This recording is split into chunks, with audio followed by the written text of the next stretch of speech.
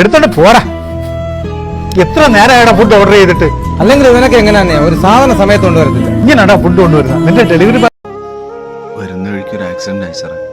Delivery ബാഗും ബൈക്കൊക്കെ അവിടെ.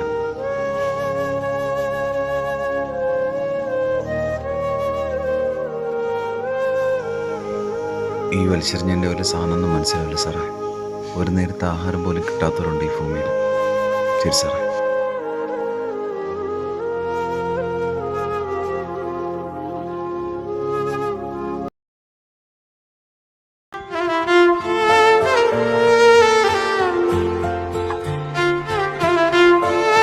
ചേട്ടാ,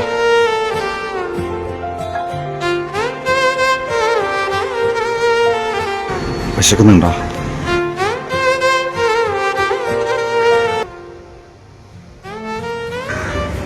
കഴിച്ചോ.